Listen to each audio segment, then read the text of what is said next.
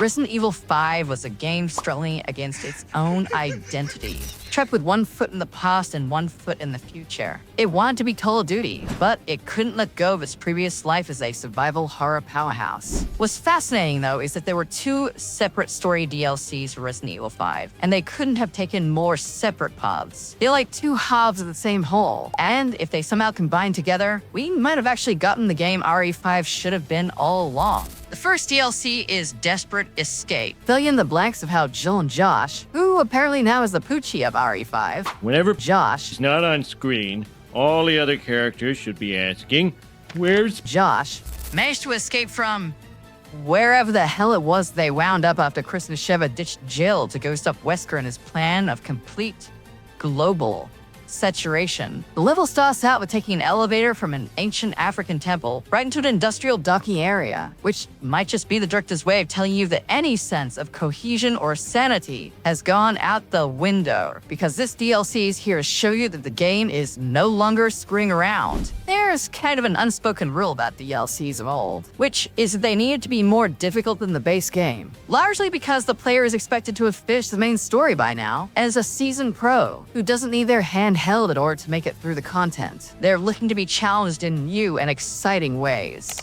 Desperate Escape takes that advice to heart, because from the moment you start to the time the proverbial credits roll, you're not getting a single break. There's no flow, no pacing, just nonstop balls to the wall action that is there to pound you into the dirt if you even think about stopping for a breather. Enemies spawn in waves constantly, and the whole campaign feels like it's an extended version of a Mercenaries level. Here we are. Oh my. What the f? How do you play this? This is insane. What the f? What is going on? How do you play this shit?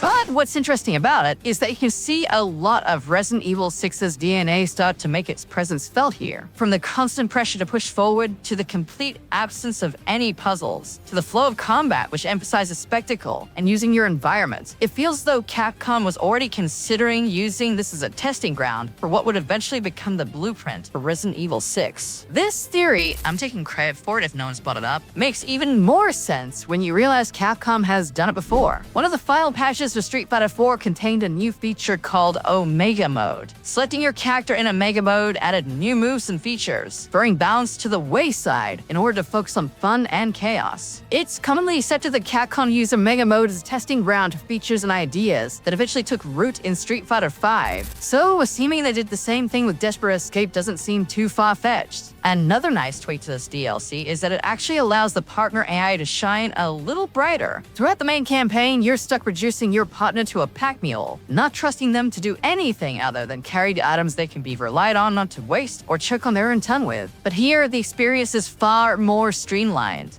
Due to the nature of the small, bespoke walled garden that the DLC exists as, along with the tools and resources that you're given, Capcom was able to far more accurately predict what hardware would be at your disposal and pace the encounters accordingly, ensuring that ammo is plentiful for both you and your partner. And due to the structure of the encounters and the levels, there's no little design on geometry that's ever keeping your partner from being unintentionally by your side. This allows you to trust your partner with weapons above the bare basics, and even rely on their near-perfect aim to give you cover when you need it the most. It's a refreshing change of pace for the game. But that's not to say the DLC is without its faults. Why is everybody so fucking happy? While the Magi seem to be packing a lot less HP than what the main campaign has conditioned you to expect, they make up for that with numbers. As mentioned before, the campaign has no breaks. No matter how many of the plaga-packing parasites you send to Pound Town, there will always be a dozen more right around the corner, bearing down on you with murderous intent. They are everywhere, constantly spawning just out of sight. And while they do drop more than enough ammo to make sure that you're never reduced to harsh language, you will find yourself absolutely suffocated on several occasions. Especially since Wesker left the keys to the rocket turrets unattended, and they are everywhere for the moment you set foot outside the elevator. On your first run of the DLC, you'll be forced to slip into Jill's sexy cat suit whether you like it or not, as Josh is off limits unless you're playing with a buddy or have clapped the campaign's cheeks more than once. From here is a race to make it to a helipad, where Josh's partner Doug is there to take us to safety, as well as continue his need to lavish Jill with weirdly inappropriate comments. What the fuck? In fact, Josh also doesn't miss an opportunity to try and riz Miss Valentine. And while I can appreciate the need for a man to shoot his shot, especially with a woman as damn fine as Jill, Hey, anybody else here gay? keep playing your way through the plot, though. And the only obstacles you'll run into besides walls of human flesh are the occasional barrier that needs to be destroyed with a rocket turret. You'll be getting RE4's on vibes the whole time you're playing, from the aesthetic to the unreasonable rate of combat encounters. Given how the whole area is generally considered to be a low point of RE4, probably isn't doing the DLC any favors. But keep pushing forward, and you'll finally be treated to a cutscene which shows the opposite side of the curtain call between Chris and Jill, where she informed him all about the secret to defeating Wesker by getting him too high on his own supply. Which remains a weird plot point, since stabbing him with a poisonous dose of aura only succeeded in pissing him off. From there, we're straight into the final encounter on the rooftop landing pad, waiting for Doug to appear so he can put the moves on Jill in person. And probably help us escape, but that's clearly a secondary concern. From here, we get full mercenaries mode, fighting off relentless waves of Magini while a 5-minute countdown ticks away to signal our eventual escape. It's a phenomenal encounter that won't prove too taxing on normal difficulty. Professional is a whole different matter that we won't be discussing. Tossing in a few special enemy types to keep you on edge while the clock counts down. But once that's done, Rizzlord Duck appears to ferry us up to safety. Unfortunately for him, Best Boy Mike was already done by a missile in RE4. And if Mike doesn't get to live, neither does any other helicopter pilot. Seriously, what does this series have against helicopter pilots? And he gets Minecrafted so that we can have a somber moment before escaping into the night. And that's it.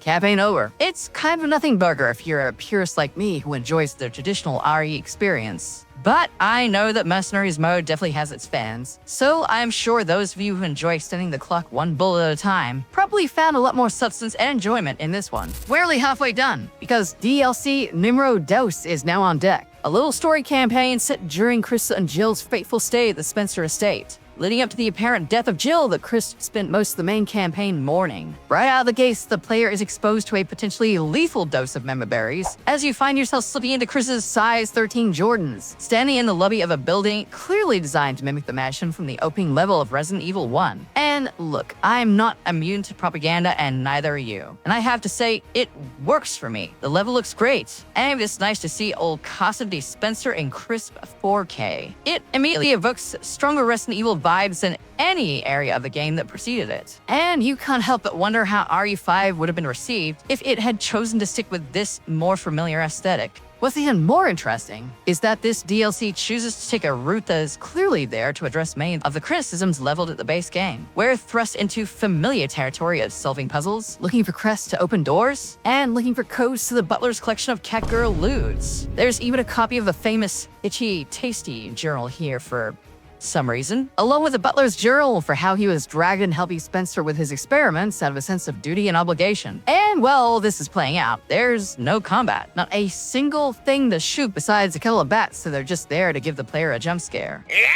And while you still feel a little hamstrung by the limited mechanics of RE5, this is a campaign clearly designed to feel more like Resident Evil than anything else that has come before it. And we get a glimpse of what the game might have been if Capcom wasn't growing increasingly obsessed with capturing a near Western audience. But wouldn't you know it, something isn't beautiful because it lasts. And once we're done tracking down notes and keeping our partner from becoming a Jill sandwich, again, we're thrust into the dungeons where we find ourselves in much more familiar, grimy territory. We're introduced to the one and only enemy type the DLC has to offer, the Guardian of Insanity, a slow-moving hawk with access to a boat anchor. Seriously, where did he find one of those? He will go down pretty easily once you shoot him in the back enough times. You'll encounter a few of these as you progress through the dungeon, and they clearly aren't much of a threat unless you find yourself bailed up in a corner. Do a couple puzzles that don't amount to much more than putting a square peg in a round hole, and you'll be treated to the jewel in the crown of this DLC. Chris and Jill get dropped into a dungeon below all the other dungeons? Look, it worked in Silent Hill, so don't question it here, where they conveniently dropped all their weapons, leaving them helpless against the roaming Guardians of Insanity. It's here that the game forces you to lure them into traps one by one, killing them Home Alone style. Seriously, you can almost see the expression on their faces every time you spring a trap in order to get the 3 crest pieces needed to escape. It feels like a direct response by the devs to any criticisms that they received regarding the game having too big a focus on combat, forcing you to dispatch your enemies with brains instead of bullets. Once you've lathered, rinsed, and repeated your way through 3 of them, Chris and Jill will find a couple of handguns just in time to fulfill the prophecy of their ill-fated showdown with Wesker. The first thing you'll notice is that DC Douglas was clearly not invited back to the DLC, as Wesker barely speaks a word outside of a few vague threats and grunts. Spend the whole fight munging on you and pull his best JoJo poses, before collapsing your cage if you fail to dodge one of his melee attacks. I'm not too sure if this fight runs on a timer like the one in the campaign, and there's evidence on YouTube of people clearing it far more quickly than I did. If you have the reflexes of a mongoose and are able to dodge his QTE strikes every time. Sign those people up for a playthrough of Spider-Man 3, they're gonna have a ball.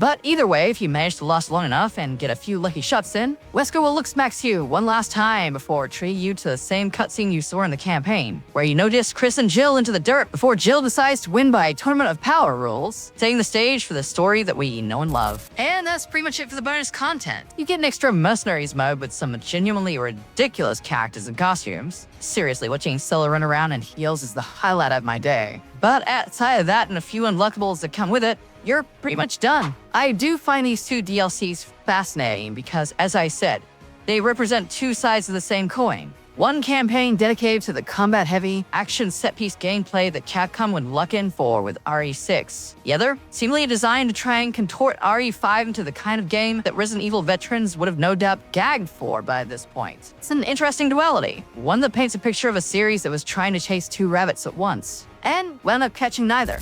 Except in a weird twist of fate, Capcom really did wind up finding a balance that was clearly looking for with more recent RE games. Tales like Resident Evil 4 Remake and Requiem show how far Capcom has come in refining their craft, and the ability of those games to strike a balance between nostalgia, action, set pieces, puzzles, and survival horror is genuinely impressive. And while RE5 might seem crude and simplistic in a lot of ways when compared to its more contemporary titles, I think we can take comfort knowing those games wouldn't be in the highly polished state they are now if Capcom hadn't begun laying the foundation for them all the way back in Resident Evil 5. It was a gamble that didn't pay off at the time, but now, almost 20 years later, it's interesting to see how the lessons that taught Capcom are bearing fruit today.